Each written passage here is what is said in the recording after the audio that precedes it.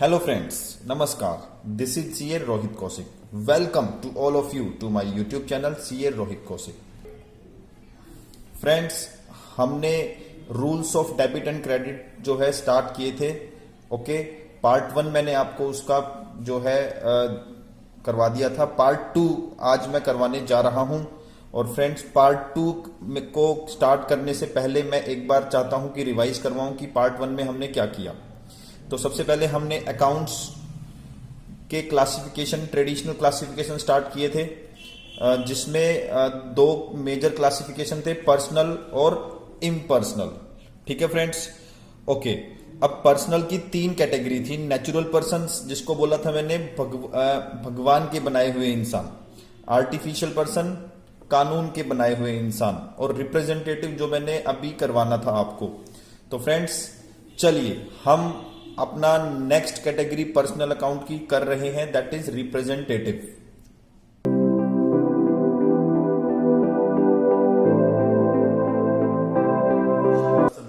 Last में क्या है? लास्ट में है दोस्तों रिप्रेजेंटेटिव. क्या फ्रेंड्स? रिप्रेजेंटेटिव. सो रिप्रेजेंटेटिव क्या? रिप्रेजेंटेटिव जो इंसान के बनाए हुए इंसान है?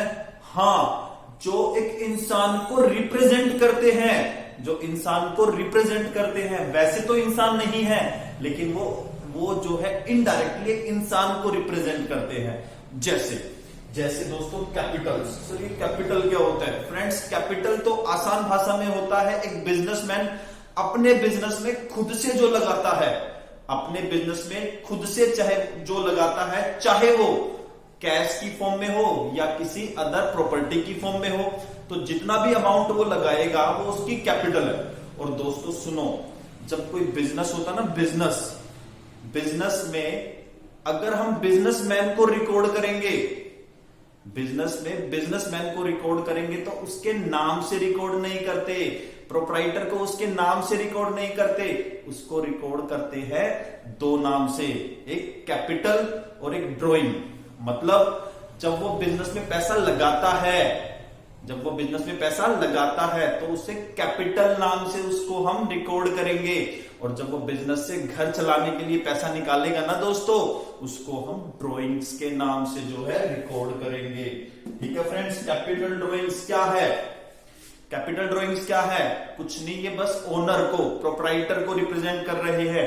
बिजनेसमैन ने, प्रोप्राइटर ने बिजनेस में पैसा लगाया, तो मेरे दोस्तों क्या हो गया? वो कैपिटल्स. उसने पैसा निकाला बिजनेस से पर्सनल पर्पस के लिए, तो उसको क्या बोलेंगे दोस्तों? ड्रॉइंग्स. ठीक है, चलो डन.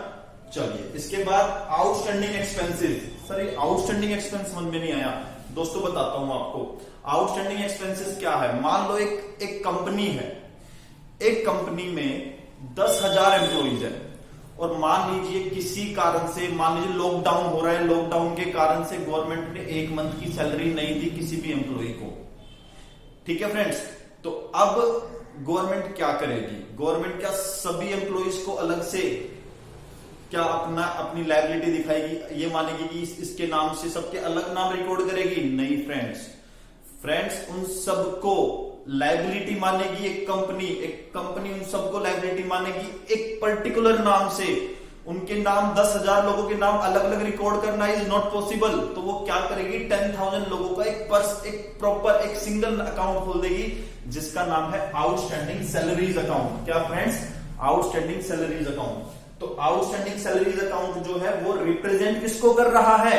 वो रिप्रेजेंट कर रहा है वो एम्प्लॉइज को, जो जिनकी सैलरी देनी बाकी है दोस्तों.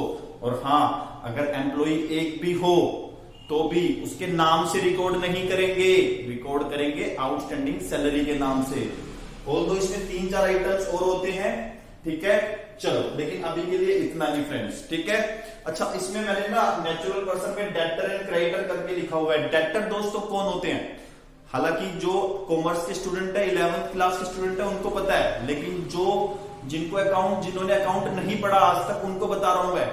डेटर्स वो लोग होते हैं जिन्होंने हमसे उधार में सामान खरीदा है, उनसे पैसा लेना है. उधार वाले कस्टमर दोस्तों, उधार वाले कस्टमर.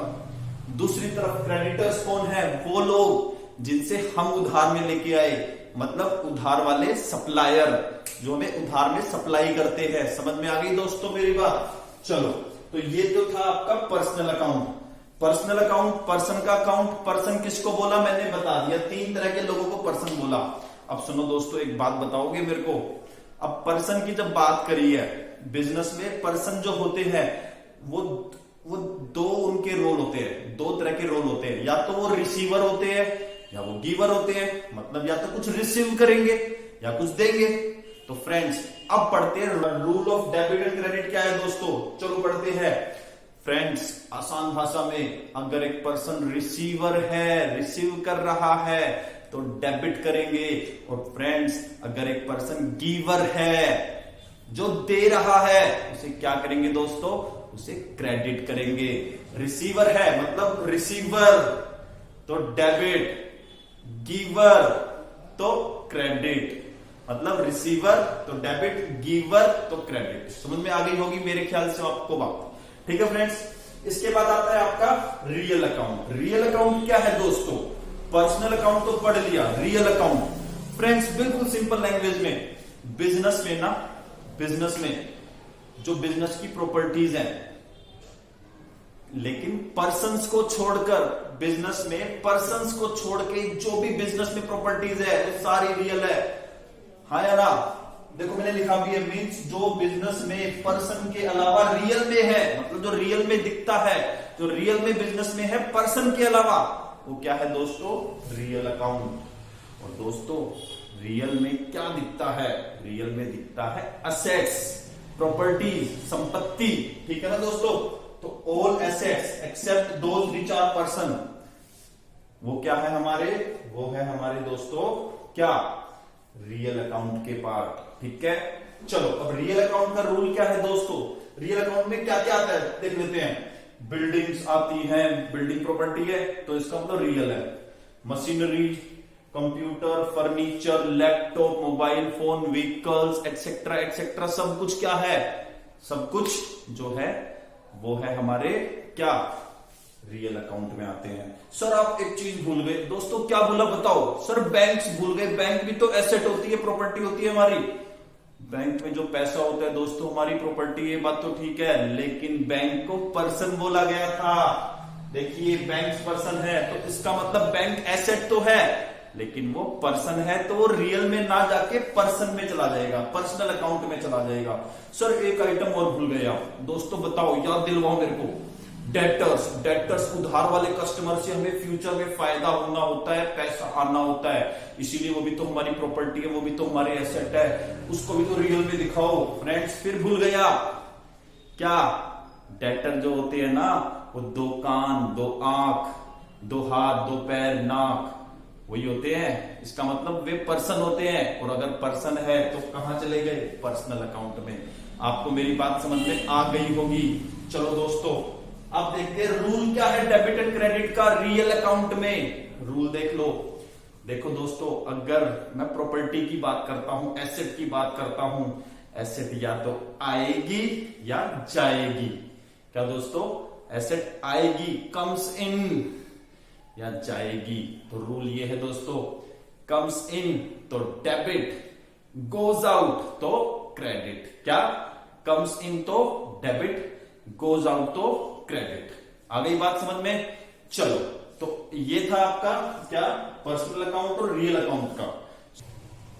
नॉमिनल अकाउंट को मैं आपको बाद में करवाऊंगा नेक्स्ट स्लाइड में, ठीक है फ्रेंड्स। चलो प्लीज इसको नोट करें, फिर हम आगे बढ़ेंगे।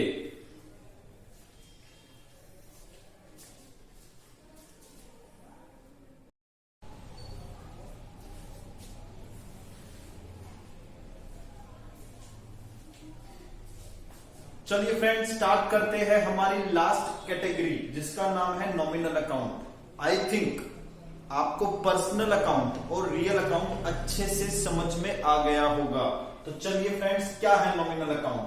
तो फ्रेंड्स नॉमिनल अकाउंट, इसके नाम से ही आप देख सकते हैं, नॉमिनल मतलब स्मॉल, मतलब इसमें सारे छोटे मोटे जो आइटम्स होते हैं ना, उन सबको कवर किया गया है। अब छोटे मोटे आइटम्स का मतलब क्या है? छोटे मोटे आइटम्स का मतलब ये है कि जिनका बेनिफिट लंबे टाइम तक नहीं होता। मतलब अगर मैं बोलूं तो यहाँ पे दो सब कैटेगरीज है, एक्सपेंसेस एंड लॉसेस और इनकम रेवेन्यू, इनकम गेन और रेवेन्यू। इनको बोला गया है नॉमिनल अकाउंट, स्मॉल आइटम्स। तो फ्रेंड्स एक्सपेंसेस क्या होते हैं? एक्सपेंसेस बिजनेस के वो खर्चे जिसका बेनिफिट शॉर्ट टर्म में मिलता है, मतलब जिस पीरियड में, जिस अकाउंटिंग पीरियड में खर्चे किए हैं वहीं पे ही बेनिफिट मिल जाएगा, वो है आपके एक्सपेंसेस एंड लॉसेस। और दूसरी तरफ इनकम क्या है? इनकम हमारे बिजनेस में जो भी हमें प्रॉफिट होता है, चाहे वो मेन प्रोडक्ट से या अदरवाइज जो प्रॉफिट होता है उसे इनकम बोलते हैं। और फ्रेंड्स गेन क्या होता है? गेन होता है जो, मान लीजिए मशीनरी हमने बेची है, मशीनरी बेचने से जो फायदा हुआ है वो गेन है। मतलब मेन एक्टिविटी में जो इंसिडेंटल एक्टिविटी है वहां से जो फायदा हुआ है उसको गेन बोलते हैं। मेन एक्टिविटी है हमारा, मान लीजिए सेल ऑफ पेन, पेन बेचने का काम है, लेकिन हमने मशीन बेच के प्रॉफिट कमाया है। मशीनरी जो है पेन के बिजनेस के लिए इंसिडेंटल आइटम है, तो इसका मतलब वहां से जो प्रॉफिट आएगा वो गेन है। और रेवेन्यू क्या है? जितने का हमने माल बेचा, जितने की सेल हमारी हुई, जितने की हमने सर्विस प्रोवाइड की, वो रेवेन्यू है। ओके फ्रेंड्स, ये सब कुछ यहाँ पे आपके नॉमिनल अकाउंट में कवर है। अब इसका रूल क्या है डेबिट और क्रेडिट करने के लिए? फ्रेंड्स रूल बिल्कुल सिंपल है, एक्सपेंसेस एंड लॉसेस को हमेशा डेबिट करते हैं, डेबिट ऑल एक्सपेंसेस, और क्रेडिट करते हैं इनकम गेन और रेवेन्यू को। क्या फ्रेंड्स? इनकम क्रेडिट करते हैं और रेवेन्यू इनकम्स एंड गेन। ठीक है फ्रेंड्स, मतलब ये डेबिट होते हैं, ये क्रेडिट होते हैं। आई थिंक आपको समझ में आ गया होगा। फ्रेंड्स ये जो रूल, आपने 3 रूल पढ़े, एक पर्सनल का, एक रियल का और एक नॉमिनल का, ये 3 रूल आपने पढ़े। फ्रेंड्स इनको गोल्डन रूल ऑफ अकाउंटिंग भी बोलते हैं। क्या बोलते हैं? Golden rules of accounting. ठीक है, चलो आपको समझ में आ गया होगा। अब एक काम करते हैं, अब इस पे ना हम प्रैक्टिस करेंगे। ठीक है फ्रेंड्स, कुछ क्वेश्चन करेंगे जिससे आपकी प्रैक्टिस हो जाएगी लिटिल बिट। उसके अलावा आपको और प्रैक्टिस करनी है तो आप 11th की बुक से प्रैक्टिस कर सकते हैं। ठीक है फ्रेंड्स, चलिए नोट कीजिए इसको प्लीज।